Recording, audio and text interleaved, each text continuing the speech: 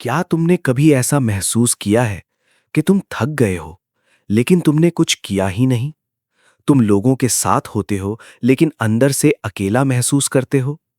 तुम्हारी जिंदगी ठीक लगती है, लेकिन दिल हैवी होता है। और सबसे मुश्किल बात यह है, तुम एक्सप्लेन भी नहीं कर पाते कि आखिर मसला क्या है। ये सिर्फ सैडनेस नहीं होती, ये डिप्रेशन हो सकता है। और सबसे पहले एक बहुत अहम बात समझो। डिप्रेशन कमजोरी नहीं है, ये कोई लेजी होना नहीं है। ये एक रियल कंडीशन है जो माइंड और बॉडी दोनों को अफेक्ट करती है। डिप्रेशन में सिर्फ मूड खराब नहीं होता, एनर्जी कम हो जाती है, फोकस कम हो जाता है, मोटिवेशन खत्म हो जाती है। वो चीजें जो पहले खुशी देती थीं, अब मीनिंगलेस लगने लगती हैं। और अक्सर एक साइलेंट थॉट आता है, क्या इस सब का कोई मतलब भी है? हीलिंग डिप्रेशन फॉर लाइफ हमें यह सिखाती है कि हीलिंग पॉसिबल है, लेकिन ये ओवरनाइट नहीं होती। ये एक प्रोसेस है, आहिस्ते आहिस्ते, स्टेप बाय स्टेप। सबसे पहला स्टेप है एक्सेप्टेंस। बहुत लोग अपने फीलिंग्स को इग्नोर करते हैं। वो कहते हैं मैं ठीक हूं, ये कुछ नहीं है। लेकिन जब तुम डिनाई करते हो तो हीलिंग डिले होती है। एक्सेप्टेंस का मतलब ये नहीं कि तुम वीक हो। एक्सेप्टेंस का मतलब है कि तुम ऑनेस्ट हो। तुम ये मान रहे हो कि तुम्हें हेल्प की जरूरत है। दूसरा स्टेप है अंडरस्टैंडिंग।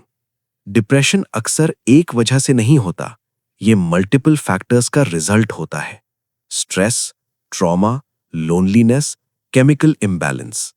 इसीलिए खुद को ब्लेम करना बंद करो। ये तुम्हारी फॉल्ट नहीं है, लेकिन हीलिंग तुम्हारी रिस्पॉन्सिबिलिटी हो सकती है। तीसरा स्टेप है स्मॉल एक्शंस। डिप्रेशन में बड़े चेंजेस मुश्किल लगते हैं, इसीलिए छोटे स्टेप्स लो। बेड से उठना एक विन है, वॉक पर जाना एक विन है, किसी से बात करना एक विन है।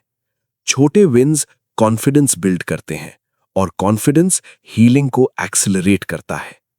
चौथा स्टेप है रूटीन। डिप्रेशन केओस पैदा करता है, रूटीन स्ट्रक्चर देता है।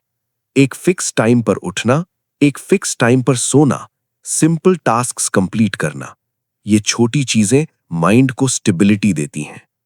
पांचवा स्टेप है कनेक्शन। डिप्रेशन आइसोलेट करता है, तुम लोगों से दूर हो जाते हो, लेकिन हीलिंग के लिए कनेक्शन जरूरी है। किसी ट्रस्टेड पर्सन से बात करो। तुम्हें स्ट्रांग बनने की जरूरत नहीं, तुम्हें ऑनेस्ट बनने की जरूरत है। छठा स्टेप है बॉडी केयर। माइंड और बॉडी कनेक्टेड है। अगर तुम स्लीप इग्नोर करोगे तो मूड वर्स होगा। अगर तुम मूवमेंट नहीं करोगे तो एनर्जी लो रहेगी। Simple habits, walking, sunlight, hydration, ये स्मॉल लगते हैं लेकिन पावरफुल होते हैं। सातवां स्टेप है थॉट अवेयरनेस। डिप्रेशन में माइंड नेगेटिव पैटर्न्स क्रिएट करता है। मैं काफी नहीं हूं, कोई मुझे नहीं समझता, कुछ भी चेंज नहीं होगा। लेकिन याद रखो, हर थॉट सच नहीं होता।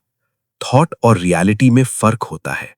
जब तुम ऑब्जर्व करना सीखते हो तो तुम डिस्टेंस क्रिएट करते हो, और यही डिस्टेंस हीलिंग का हिस्सा है। आठवां स्टेप है प्रोफेशनल हेल्प। कभी कभी सेल्फ हेल्प काफी नहीं होती। थेरेपी, काउंसलिंग ये वीकनेस नहीं है, ये सपोर्ट है, और सपोर्ट हीलिंग को फास्टर बनाता है। हीलिंग लीनियर नहीं होती, कभी अच्छे दिन होंगे, कभी मुश्किल दिन, लेकिन हर दिन एक स्टेप हो सकता है, और यही काफी है। सबसे इंपॉर्टेंट बात, तुम अकेले नहीं हो। दुनिया में लाखों लोग इसी स्ट्रगल से गुजर रहे हैं, और बहुत से लोग रिकवर भी कर चुके हैं। हीलिंग पॉसिबल है। आज से एक सिंपल कमिटमेंट लो, परफेक्ट होने की नहीं, प्रोग्रेस करने की। रोज एक छोटा स्टेप, बस इतना काफी है। अगर ये स्क्रिप्ट तुम्हें मीनिंगफुल लगे तो कमेंट्स में लिखो हीलिंग।